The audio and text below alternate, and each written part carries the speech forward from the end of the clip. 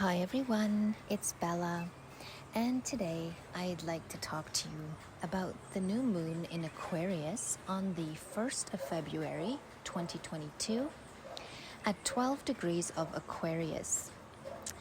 Now, the planets at the moment, we have Mercury very slowly, still retrograde, returned to Capricorn, with also Venus, Mars, and Pluto all in Capricorn at this time. We have the Sun and the Moon and Saturn in Aquarius. We have Jupiter and Neptune in Pisces, both the ancient and modern ruler of Pisces, and this has not been the case since 1856. We have Uranus in Taurus still, and the nodes are now at their critical degrees in Taurus and Scorpio. The ruler of this moon is Saturn, currently in Aquarius, with a strong focus on the future, the people of the world, restrictions, supply lines, communications, legislation, movement, and technology collectively. Now, when the sun conjuncts the moon, the mind and feelings are usually more in tune with a new moon. But here, for some, emotions can get a bit more complex. Your energy levels might be higher than normal as well. This is a great time to brainstorm with others. This new moon is taking place in the second decan of Aquarius, that is sub-ruled by Mercury, that's currently retrograde, about to turn direct on the 3rd of February. Now, the new moon and new moons in general are a time of new beginnings or a time of planting a new seed of intention, especially in the area of your chart and life that Aquarius occupies. Friends play an important role, and this is a great time to say the deeper things you may not usually feel comfortable saying. A friend may need your support, or vice versa. Or indeed, this is a time with so much focus also on the Capricorn energies at this time, with this huge, powerful stellium in Capricorn at this time. So it's important that we may be taking a more realistic view of our future goals moving forward, having had time to reassess so much. What has changed? Do your goals still apply to what you know and want now? This new beginning or change is connected to freedom, and it is connected to new alliances, new connections, new friends, new growth, new goals, new perspectives, and new perspectives on something old. So you may have been checking into the values and goals of those you surround yourself with, and whether this aligns with you or not. And you may be ready to make the changes you need to now to get back on track. You recognize what you stand for now and how you would like to live your life for the long term, as there is a seriousness with Saturn conjunct here. These changes have responsibility connected to it. There is definitely a focus of new groups forming, new sustained support. And when each person does their work, stays in their sovereignty, follows their authenticity, the entire group gains strength towards a common goal. And this is foundational. Now, the Sun and Moon square Uranus, and we can expect great economic and financial changes with both the North and South Node now in Taurus and Scorpio for the next 18 months. And with the new moon in fixed Aquarius squaring Uranus, we could start seeing some more extreme technological transitions connected to money, control, and supplies in general. Our values are changing more intensely now, how we make money, our skill sets, and what we are willing or not to conform to in order to provide for our families. The best remedy now is to become as flexible and independent on all levels as possible, and to support each other toward our common interests and goals of maintaining our freedom. Mercury is also conjunct Pluto, and Mercury has returned to Capricorn in its retrograde from Aquarius. And we may be dealing with decisions, thoughts, or have intense conversations right now connected to the past in some way, especially now that Venus has also stationed direct. Something that we may have thought we've already covered is brought to light in order to transform and either cut it or change it for a rebirth to occur. And these can be deeply emotional and raw conversations for some. It can bring up things from the past, even linked to past relationships, past lifetimes, our childhood. So many layers that can be revealed with these kinds of transits. Now, Mercury is also trining the North Node at this time, and communication is therefore very constructive and moving us forward towards our ongoing path, regardless of how painful some of these decisions can be. Be kind to yourself and feel what needs to be felt, and let go of what no longer nurtures you. It is time to let go of all the poisons and the toxicity.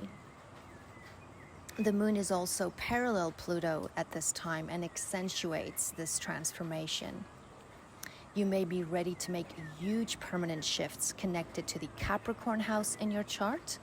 In general, we could all be making shifts, redoing, replanning, communications, training, teaching, or marketing, paperwork and red tape connected to our professional or outer lives, or life direction in general, our relationship status, our relationships in general, the give and take there, a parent, an ending, a death, or a standoff. Wearing our big curl panties and signing those papers in order to transform our lives responsibly toward deeper fulfillment and meaning. All communications seem more intense now, and there is a need to get to the bottom of things, the truth. And Mercury and Pluto say what it needs to say and can influence others with powerful persuasion. It's a time to be honest with how you really feel. Take others' feelings into consideration as well, and it is important to not mislead others with this powerhouse of energy. Beware of obsessive thoughts or something small that can take over your entire existence at this time. New legislation, power games, announcements, and transformational changes lurk in governments, not to mention disclosures of previously buried information, strong conversations also connected to money. Venus is trine Uranus at this time, which is also the ruler of the North Node and Uranus. And Venus in Capricorn, now direct but still in shadow until March, is trining Uranus now, also direct in Taurus. This aspect is a huge flowing factor of being ready for something different and stimulating. In love, this can mean meeting persons that are quite different than what you might normally go for, or an unusual or surprise connection. Just remember that new relationships now can fizzle just as quick, so guard your heart. And if you are in a relationship already, you might have a wonderful time changing things up or doing something different to spice it up. Mars is also sextile Jupiter with this new moon and brings in optimism and opportunities that can be beneficial with added clarity to make the best deals right now. So legalities can proceed more favorably or smoothly with a transit like this. Just remember that Mercury is not direct until the 3rd of February. And ideally, we don't really want to lock ourselves into anything permanently until Mercury is direct. There is also support and a great amount of sustained energy for athletes and anything that requires hard work or physical effort, building muscle or using muscle. So stay open to expansion in new and different ways.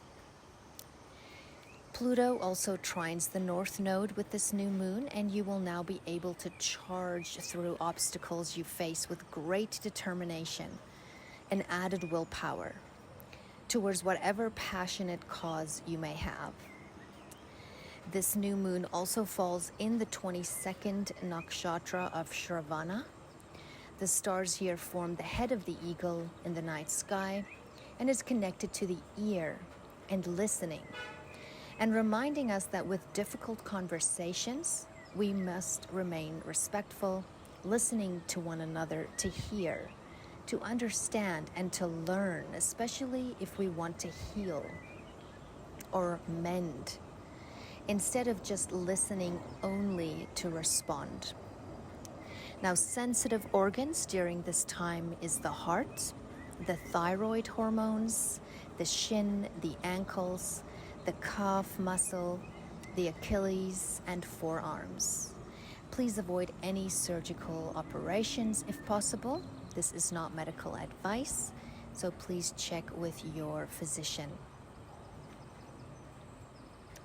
And I'd like to read to you the Sabian symbol for Aquarius at 12 degrees, which is: on a vast staircase stand people of different types, graduated upward. The necessity of recognizing differences of types and of levels of development wherever human beings live and work together. This symbol obviously refers to the ascending process of evolution of life forms and consciousness. It seems to apply especially to the fact that differences of levels exist among human beings. The ideal of equalitarianism has to be balanced by a realization that hierarchy of levels is a fact of nature. Each person should be aware of the level at which he or she stands, even as he strives to move towards a higher one. He should look up for inspiration and examples while helping the human beings of the next lower level to reach up. And this is the great give and take of evolution, and it applies to socio-cultural evolution as well as to the progression of biological species. And ultimately, I would say that you may have an inner excitement or a knowingness that things are about to change with this new moon. Transformation is upon us, and it may be shocking for those around you. You may choose a path others did not expect, but you are willing to cut where you need to now, end what you have to, in order to pursue with passion that which you know is calling your name, upon which you will know more once we reach the time between around the 7th to the 9th of February, approximately. Good or bad, depending on the work you've done. But a new path awaits. Please remember to also like and subscribe, and also check out my yearly 2022 forecast videos for each rising sign. May the sun shine bright on you this day, and may there be blessings coming your way. Until next time.